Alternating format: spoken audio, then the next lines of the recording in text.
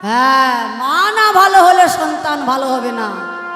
জানেন, সপ্তম মাস মায়ের গর্ভের ভেতরে যখন আমরা সবাই ছিলাম, ভগবানের সঙ্গে আমাদের সাক্ষাৎ হয়ে গেছিল। কিমিকিটের জ্বালা যন্ত্রণায় দুর্গন্ধে বলেছিলাম, প্রভু তুমি আমাদের এই কিমিকিট থেকে কংস কারাগার, ভগবান কৃষ্ণ কংসের কারাগারে জন্মগ্রহণ করেছিলেন, আমরাও এই কংস কারাগারের ভেতরে আছি, আমাদের মুক্তি দাও। ভগবান সেই সুযোগে বললেন, তোমাদের তো পার করে দেব, কিছু নিতে হলে কিছু দিতে হয়। ভগবানের কি অভাব ছিল গো? ভগবান কি 10 টাকার ভিখারি? কি বলেছিলেন? কথা দাও, তোমাদেরকে পার করে দেবে, ধরাধামে গিয়ে তোমরা আমার নাম গুণকীর্তন করো।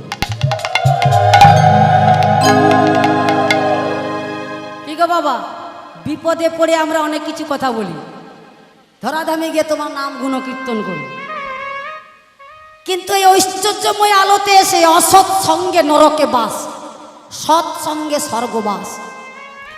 দেখুন, শাস্ত্রকার বলছে, ন ধায়ন্তী যে মাল্লা তুলসী কাষ্ঠ সম্ভবা নরকান নিবতন্তে দগ্ধা কোপা ঘিন্না হরে।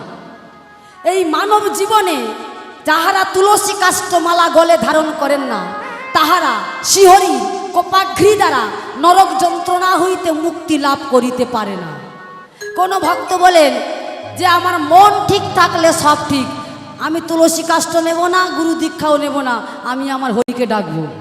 তাহলে আপনারা বলুন তো, আশ্রয় করিয়া ভজে তারে কৃষ্ণ নাহি তজে।